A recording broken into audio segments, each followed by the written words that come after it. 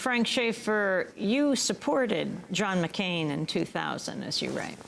Yeah, I mean, you mentioned my book, Crazy for God, how I grew up as one of the elect and helped found the religious right and lived to take all or almost all of it back. And really, people who have read that book will know that I come from an evangelical family that was really evangelical royalty in the 70s and 80s. My father was a frequent guest in the Reagan, Bush, and also even the Ford White House, Bush first, that is.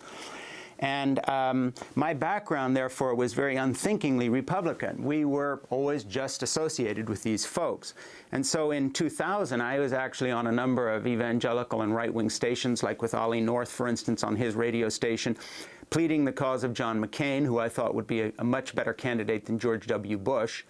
But really, over the years, distancing myself from that evangelical background, as I talk about in the book, I've come to a place where I really see what Max Blumenthal was talking about in the earlier part of your show.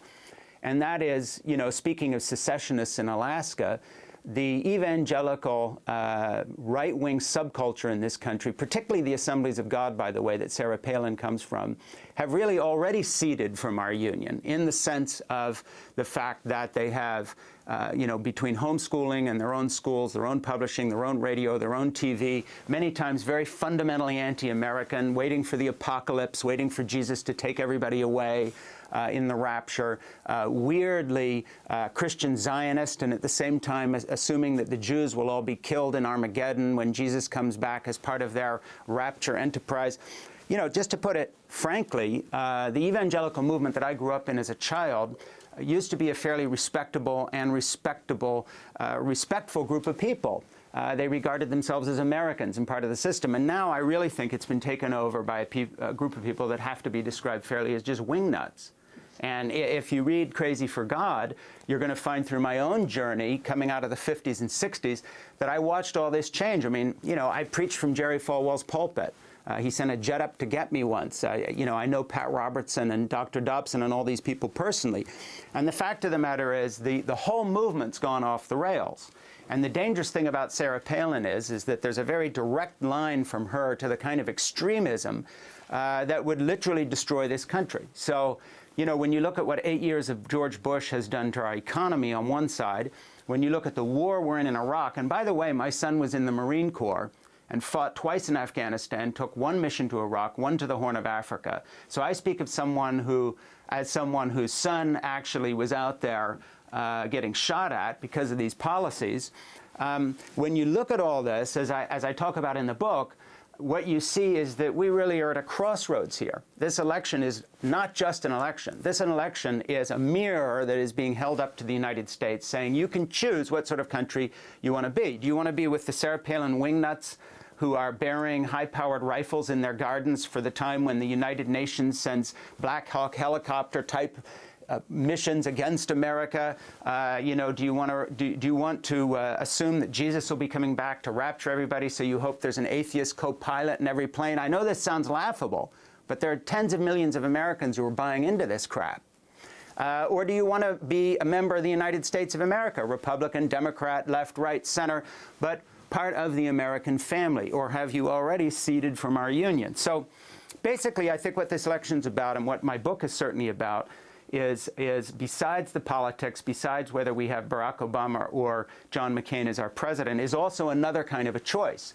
And that is, are we going to give the right-wing evangelical / fundamentalist wingnuts of all stripes, of the Sarah Palin types, a voice in literally destroying this democracy? Do we want another 8 years like the 8 years that have passed, double, triple, and go from there? So, you know, my problem with McCain now is that by nominating Sarah Palin and as I talked about in this editorial, by opening the floodgates of hate because of his ambition to win, basically doing whatever it takes to do that, he's clearly choosing to try to empower the America that will destroy the real America. And when I say the real America, I mean people who are proud of their country. So we've come to a very weird place. We have Sarah Palin, who talks about Barack Obama not liking his country enough.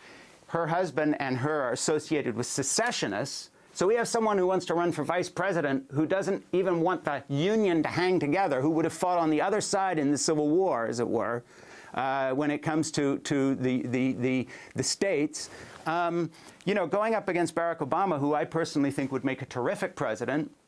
Frank Schaeffer, I want to just come in here on that, because it's very significant, your endorsement of Barack Obama, considering where you come from and your own beliefs. I mean, your father was a famous evangelical preacher, person who gave sermons around the world.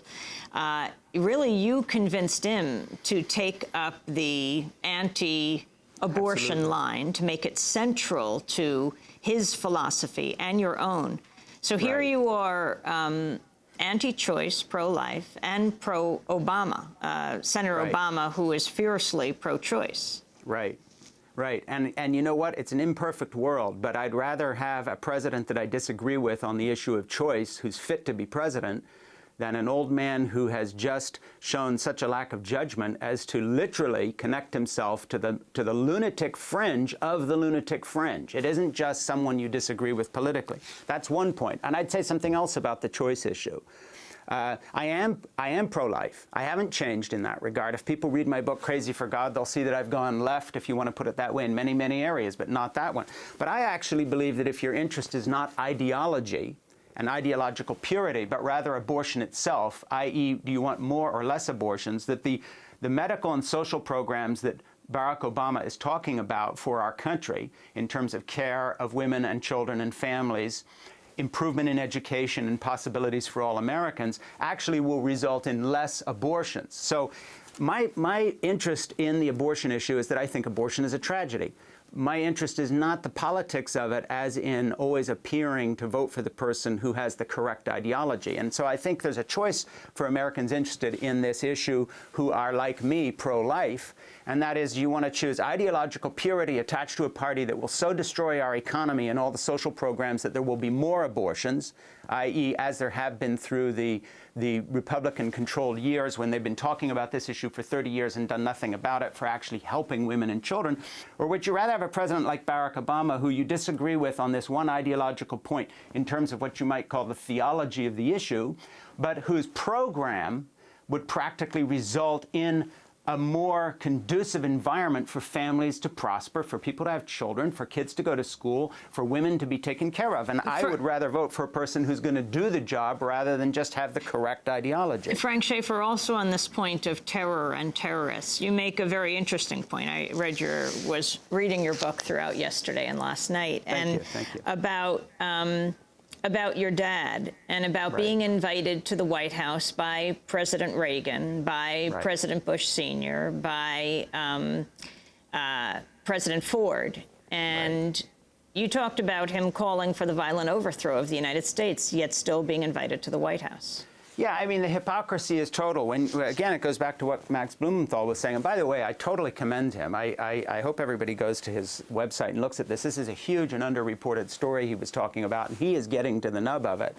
So well done, Max Blumenthal. But people who read Crazy for God will come to see that what I decided was happening was that the people who were talking from the right were actually about patriotism and wrapping themselves in the flag were actually, in a weird way, profoundly anti-American.